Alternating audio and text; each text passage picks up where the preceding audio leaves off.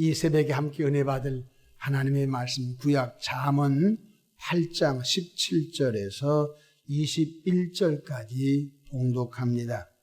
나를 사랑하는 자들이 나의 사랑을 입으며 나를 간절히 찾는 자가 나를 만날 것이니라.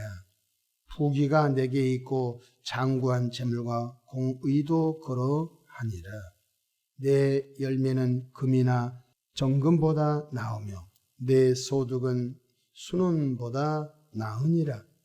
나의 정의로운 길로 행하며 공의로운 길 가운데로 다니나니 이는 나를 사랑하는 자가 재물을 얻어서 그 곳간에 채우게 하려 함이니라. 아멘. 할렐루야. 오늘도 참으로 좋은 날입니다. 우리 모두 성령 충만한 은혜로운 하루 되시기를 축원합니다. 저를 따라하겠습니다. 오늘 또 나와 우리 가정 우리 교회 기적이 일어납니다. 오늘 또 나와 우리 가정 우리 교회 기적이 일어납니다. 아멘. 저는 본문 말씀을 통하여 주님을 사랑하는 자가 받는 축복이라는 제목으로 함께 은혜를 받고자 합니다. 우리가 섬기는 하나님은 인격적 하나님이십니다. 여기서 인격이란 지, 정, 의가 균형 잡힘을 말합니다. 하나님께서도 모든 것을 아시는 지적인 분이십니다. 그래서 우리 하나님을 전지하신 하나님이라고 하십니다. 우리의 머리털까지 다 세시고 안고 일어섬을 알지 아시는 지적인 분이십니다. 뿐만 아니라 하나님께서도 감정이 계시는 정적인 분입니다. 기쁘다, 근심스럽다, 탄식한다. 이거 다 정적인 감정적인 부분 아니겠어요? 하나님께서도 기쁘다, 또 염려스럽다, 근심한다, 탄식한다. 우리가 하나님을 기쁘게 해드리면 하나님 너무 기뻐하시고요. 우리가 악한 길로 가면 하나님은 탄식하십니다. 또 하나님께서는 뜻을 정하시고 반드시 그 뜻을 이루시는 의지적인 하나님이십니다. 그래서 지, 정, 의의 인격적인 하나님이라고 소개되고 있습니다. 그렇습니다. 사람과 사람 사이에도 사랑을 주면 사랑을 받는 것입니다. 내가 저분에게 관심과 사랑을 베풀면 저분도 양심이 있으면 나에게 사랑을 베풀고 관심을 갖게 되는 것 아니겠습니까? 또 서로 공감할 때 풍성한 감성을 채우게 되는 것입니다. 우리는 우리들이 섬기는 여호와 하나님을 존중하며 기쁘시게 해드리는데 초점을 맞춰야 합니다. 저와 여러분들이 하나님을 존중히 여기면 하나님도 저와 여러분을 존중히 여긴다는 것입니다. 우리가 하나님을 멸시하면 하나님도 우리를 멸시한다는 것입니다. 사무엘상 2장 30절 이런 말씀이 있습니다. 나를 존중히 여기는 자를 내가 존중히 여기고 나를 멸시하는 자를 내가 경멸하리라고 하셨습니다. 왜 그럴까요? 바로 하나님은 인격적인 분이시기 때문에 그렇습니다. 시편 37편 4절이 이런 말씀이 있습니다. 또 여호와를 기뻐하라. 저가 내 마음의 소원을 이루어 주시리라. 우리가 평생 살면서 하나님을 근심시키게 하거나 하나님을 걱정시키게 하면 안 됩니다. 여러분의 집에 있는 아이가 자꾸 물가로 나가고 자꾸 전기선을 만지려고 하면 부모님이 바쁜데 근심스럽지. 물가 가면은 물에 빠져 죽을 수 있지 않아요? 또 어린아이가 찾기로 막 가면 그 아이는 횡단보도 개념, 아직까지 신호등의 개념을 모르잖아요. 얼마나 부모님이 안타깝고 답답하게 했습니다.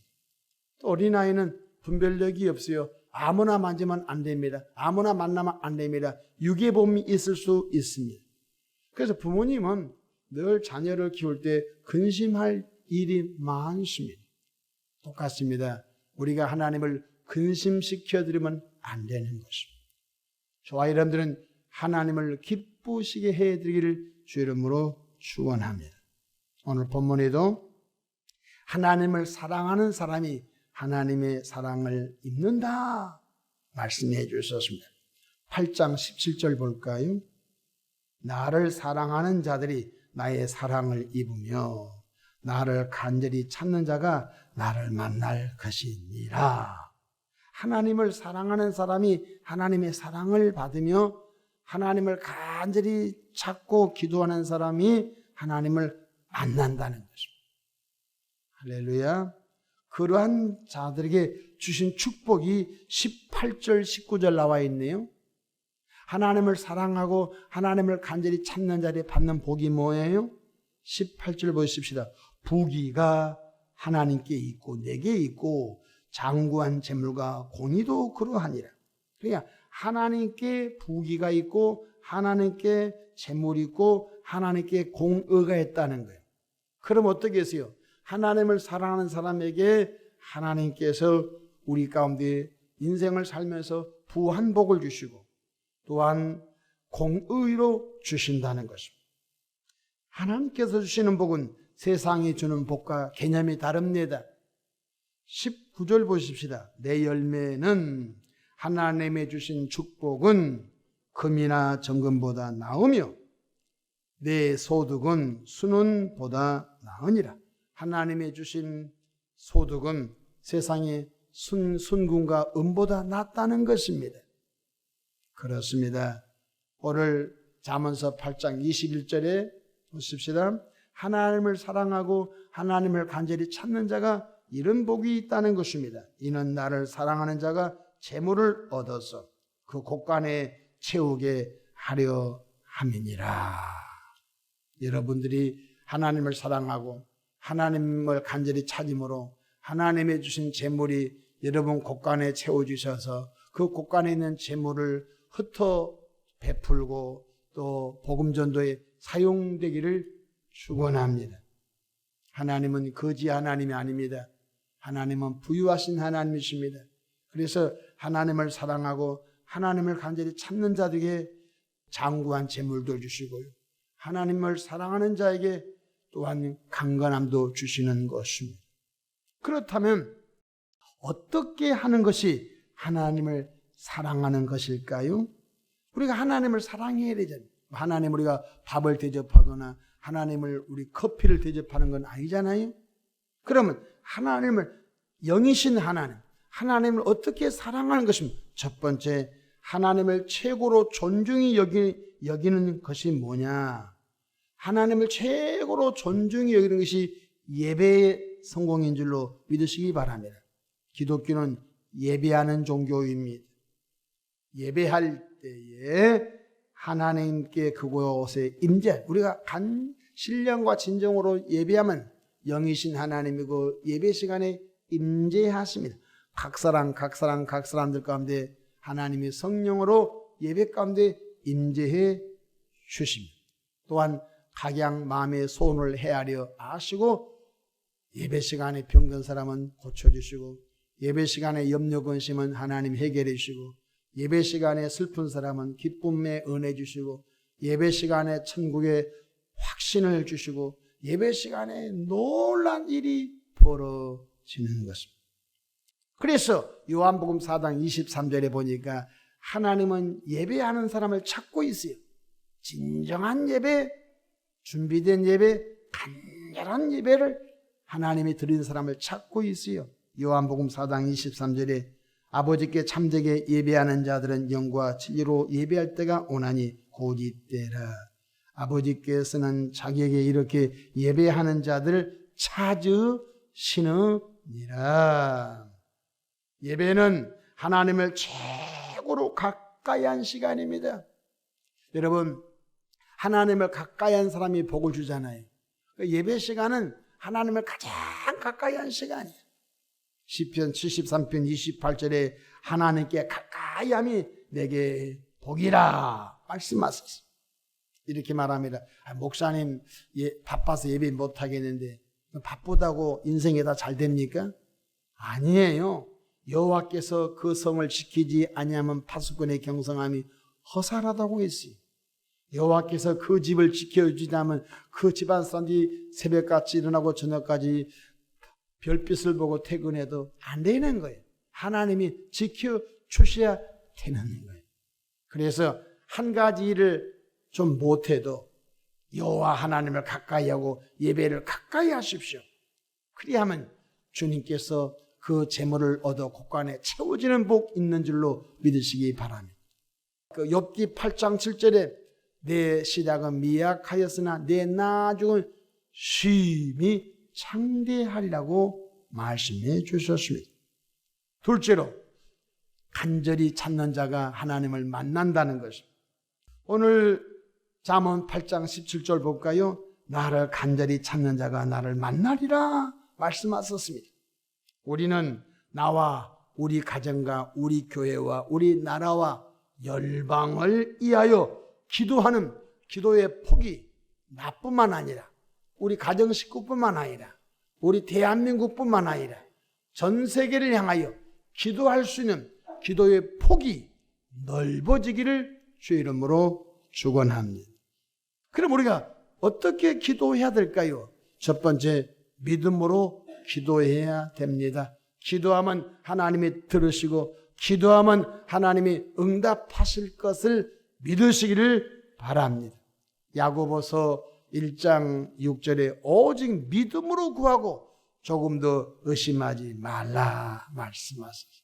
뿐만 아니라 우리가 기도하고 오래 참아야 됩니다. 밭에 씨를 뿌리고 오래 참아 가을의 열매를 걷는 거죠. 기도하고서 안 된다고 하나님이 없다, 하나님이 내 기도 안 들은가 보다, 아니에요. 성경에는 오래 참으라고 있어요. 씨를 뿌리고 오래 참아 열매를 걷는 것처럼 여러분, 사과 묘목도 심어놓고 3년 있어야 열매 땁니다. 감나무도 묘목 심어놓고 3년 있어야 감 한두 개 얻습니다. 3년 동안 걸음지고 기다려야 한 것처럼 우리가 기도하고서 어떤 것은 10년도 기다릴 때가 있습니다. 어떤 건 기도하고서 20년 기다릴 때도 있습니다. 누가복음 18장 1절에 항상 기도하고 낙심하지 말아야 할 것을 비유로 말씀해 주셨습니다. 항상 기도하되 낙심하지 마십시오.